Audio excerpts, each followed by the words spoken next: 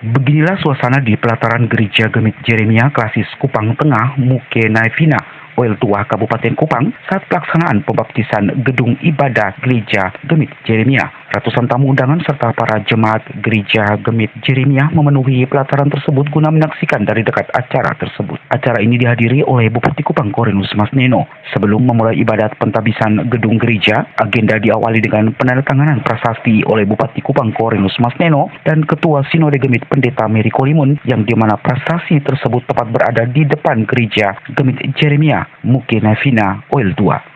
Usai penandatanganan prasasti, acara kembali dilanjutkan dengan pentabisan gedung ibadah Jemaat Gemit Jeremia, di mana pembukaan tabir atau pintu masuk gedung ibadah tersebut pertama kali dibuka oleh Pendeta Emeritus SBA Mesak Tauk dan dilanjutkan dengan ibadat oleh Pendeta Samuel Pandi.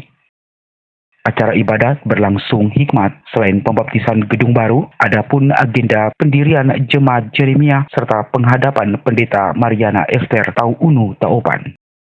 Setelah pelaksanaan ibadah pentabisan gedung ibadah Jemaat Jeremia, acara dilanjutkan dengan perayaan HUT ke-7 Jemaat Jeremia yang berlangsung di pelataran gedung gereja tersebut. Ratusan undangan dihibur dengan berbagai lagu rohani yang dinyanyikan oleh penyanyi solo maupun vokal grup, serta diwarnai dengan pemberian cenderamata bagi pendiri Jemaat Gemit Jeremia.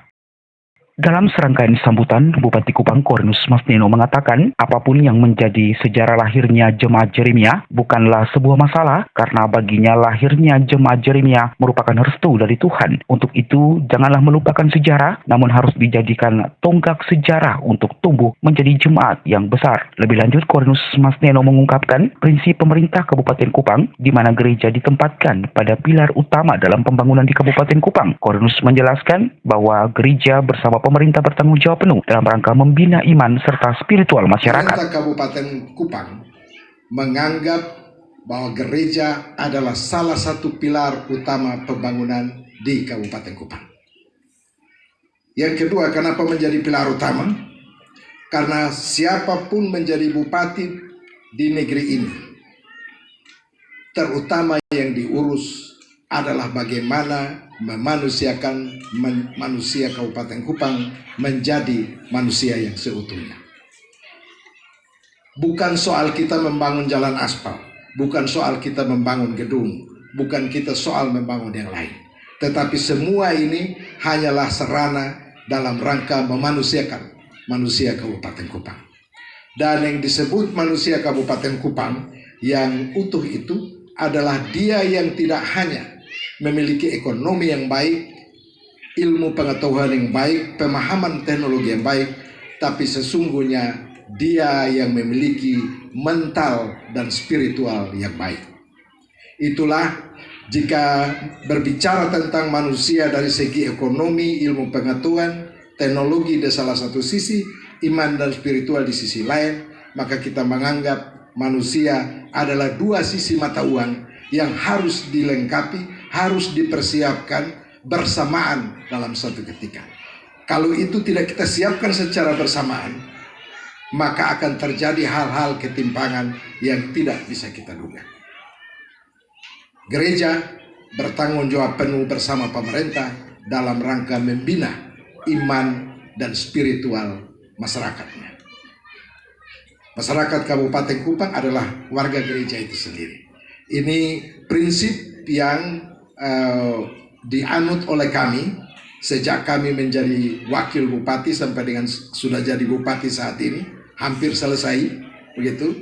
Tetapi prinsip itu terus saya bangun terus menerus, karena pada pada dasarnya melakukan pembangunan di sebuah daerah bukan kita soal membangun fisiknya, tetapi bagaimana membangun manusia menjadi manusia yang seutuhnya. Sementara itu, di tempat yang sama, Ketua Sinode Gemit Pendeta Mary Kolimun menuturkan dalam perayaan HUT yang ke-7, di mana pembangunan jemaat bukan saja dilakukan dalam 7 hari ataupun 1000 hari, namun harus menjadi sebuah kekekalan, dan persekutuan ini hendaknya menjadi komitmen Gemit. Untuk dari 7 hari menjadi 100 hari, menjadi 1000 hari, menjadi kekekalan. Dari 7 keluarga menjadi 49 hari ini. Dan biarlah Tuhan akan menambahkan jumlah itu menjadi bertambah-tambah bagi hormat dan kemuliaan namanya. Dan persekutuan ini menjadi seperti komitmen Gemit dalam HKUP, dalam RIP 2031. Kami menjadi persekutuan yang inklusif. Kami menjadi persekutuan yang terbuka untuk menerima semua orang. Menjadi saudara, menjadi familia Dei, menjadi keluarga Allah.